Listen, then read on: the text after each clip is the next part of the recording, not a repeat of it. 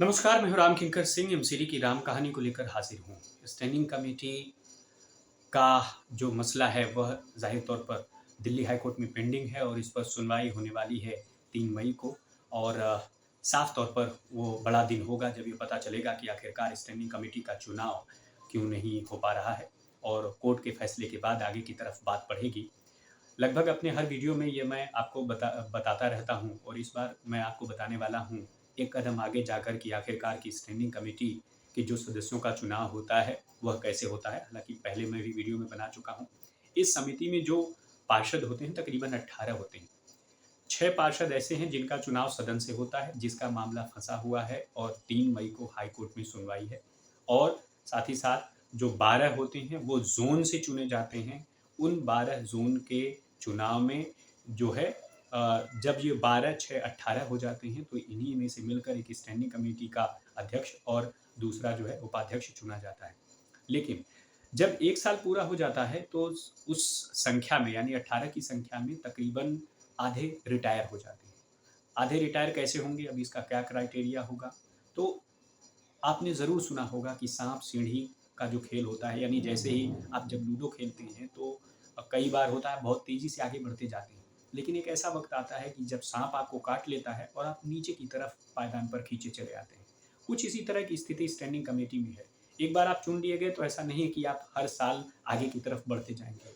दूसरा साल max to max 2 साल में पहली साल तो आधी संख्या रिटायर हो जाती है और दूसरी साल जो है सीनियरिटी के आधार पर जो पार्षद होते हैं उनकी संख्या कम हो जाती है और उसके बाद से हर साल स्टैंडिंग कमेटी के अध्यक्ष का चुनाव होता है और हर साल यही प्रक्रिया अपनाई जाती है।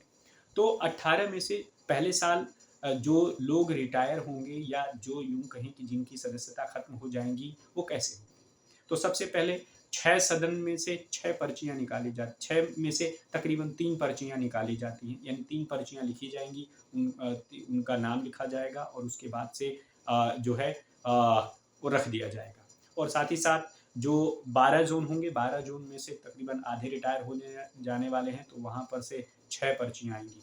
यानी कि माफ़ कीजिएगा, यानी 12 ज़ोन से 12 नाम आएँगे, 6 सदन से 6 नाम आएँगे और उसमें से जब पर्चियाँ निकालने की बात होगी तो सदन में 3 निकाली जाएँगी और जो 12 ज़ोन होगा, 12 ज़ोन में से तकरीबन 6 निकाला जाएगा। तो इस हिसाब से वह अगले साल में जो है उत्तरदायी नहीं होंगे स्थायी समिति में रहने के लिए। हालाँकि अब तक की परंपरा देखी गई है कि दूसरा साल जब पूरा होता है तो बहुत सारे लोग और सीनियर हो जाते हैं और अपने माना जाता है कि ये भी प्रथा है कि ऑटोमेटिक वो वहाँ से अलग हो जाएँगे अस्थायी समिति से। लेकिन देखा गया है कि अब तक जब 15 सालों का शासनकाल रहा है तब तक बीजेपी में जो सीनियर मोस्ट थे, यानी जिनका अनुभव काफ़ी ज़्यादा था, वो आगे की तरफ बढ़ते रहे हैं, यानी स्थायी समिति में वो जाते रहे हैं। तो क्या आम आदमी पार्टी इस पद चिन्हों को अपनाएगी या फिर कुछ नई चीज़ें करेगी? क्योंकि जब से निगम में आम आदमी पार्टी आई है तभी से जो परंपरा और चीज़ें या प्रैक्टिस ये अपनाती थी बीजेपी, उसे आम आदमी पार्टी ने नहीं अपनाया और यही वजह है कि अब देखना ये है कि वह आने वाले दिनों में क्या करते हैं। क्या इस मुद्दे पर भी कन्फ्रंटेशन जैसी स्थिति बनती है? एक दूसरे के बीच जो है दिक्कत भरा स्थिति आती है? क्या बीजेपी अगर आम आदमी पार्टी कंटिन्यू करती है अपने सदस्यों को तो बीजेपी इस बात का विरोध करती है? तो ये बहुत सारे सवाल हैं जो आने वाले दिनों में आपको दिखाई देंगे। लेकिन ये एडवांस में मैं आपको बता रहा हूँ कि ऐसा आने वाले दिनों में ऐसी स्थिति बन सकती है।